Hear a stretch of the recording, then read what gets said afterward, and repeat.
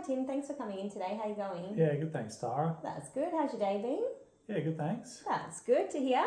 Now, the reason that we're sort of touching base today is, as you're aware, we're about to start our training program together, which is pretty exciting. Yep. And we've gone through our static movement assessments, our functional movement assessments, all your balancing tests and things like that. So that's really good. This is just our next step, is just going over those results. How does that sound? Yeah, sure. Cool. You're happy for me to go through everything and just explain anything that I've identified through the assessments? Yep.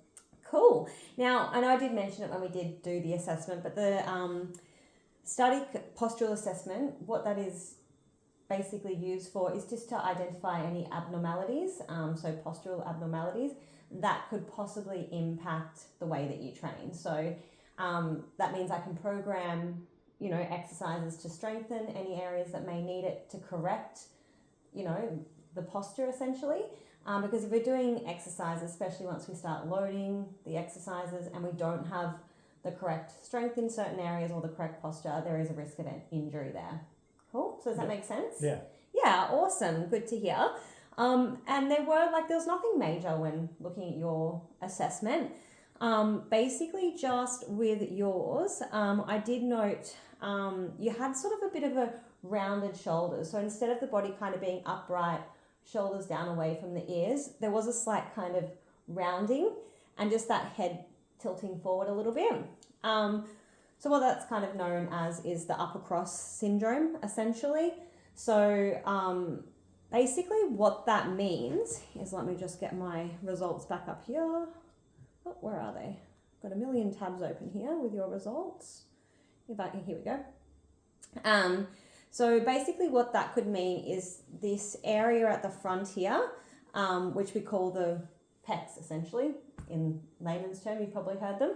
Here it can be quite overactive, right? So these being tighter, you draw those shoulders forward, and then these, the trapezius kind of upper traps, you might know them as, and the rhomboids in this top area up here, they can be like a little bit weaker. So instead of drawing back, you've got the tightness in the chest, and then, the back's kind of hunching over. Does that make sense? Yeah, cool. So basically just having a look here, I've got some documents just to show you. So this is the human skeleton here. You'll see the pecs, we'll call them here, at the front. So that front little, you might hear this is like the clavicle kind of area. And then the back here, see how you've got like the, these are your rhomboids sort of deep underneath the traps, and the upper traps here. So do you ever find that you kind of feel a bit sore up in that top section? Yeah. Yeah, and that can be from that hunching forward, which if we have a look here, this is an example of keeping that straight spine. So when doing a squat, sitting at your computer desk, whatever it might be, bending over in every, day to day, and see how a lot of people will do that bend over to reach down rather than keeping the spine, or if you're kind of on your phone or at the desk, that's how that can kind of happen. Does that sort of make sense? Yeah. So we want to correct that so that we have a bit more of a straight spine, essentially. Obviously, the natural curvatures are fine. That is all good. Now, I'll just have a look here what I've popped down. So often this, as well, it can be, even if you're just doing too many push exercises as well. Just another thing to note.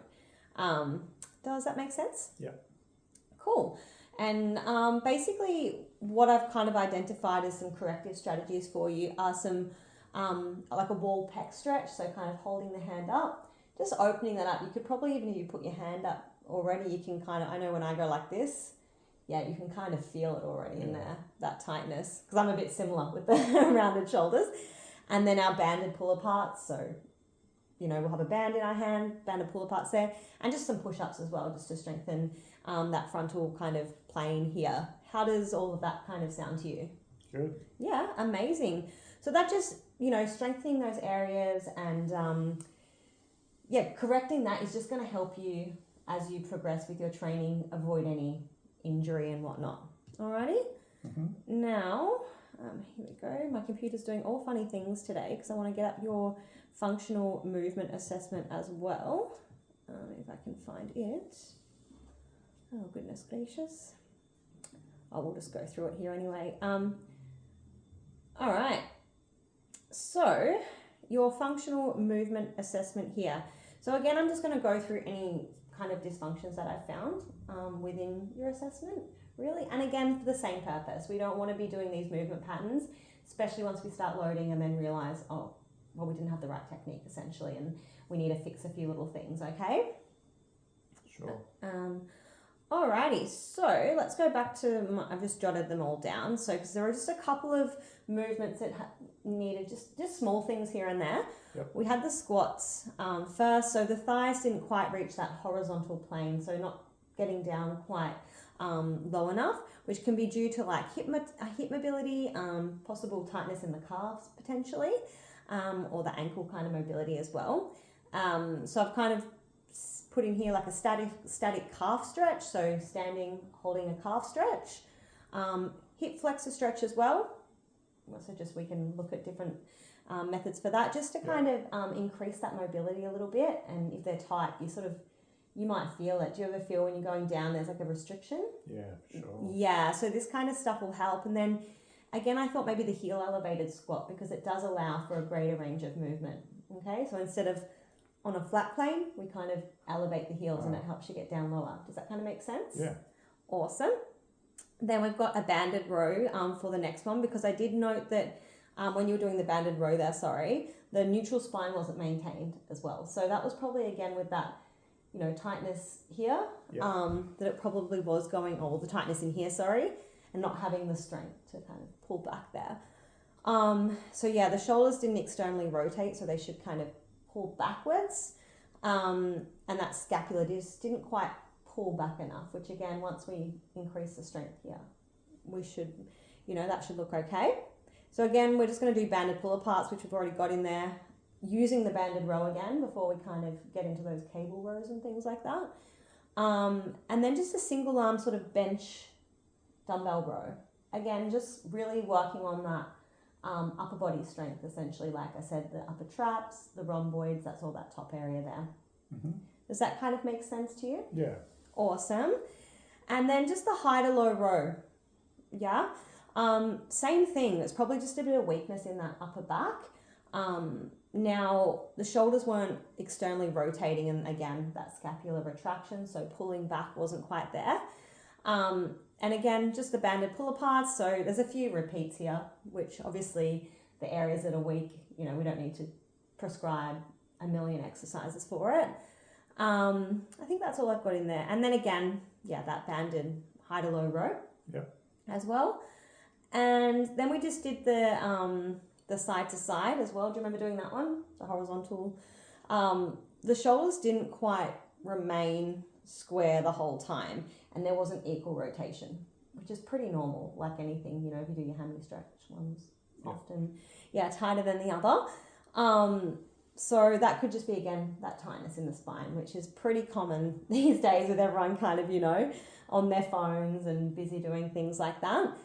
So what I've prescribed here is just some knee lying rotations, just to really get that trunk moving side to side, and a passive lying rotation. So you might know that stretch lying down, holding the knee up and putting it across your body, just to really stretch out side to side. And then just our Russian twist, so side to side ab exercise there.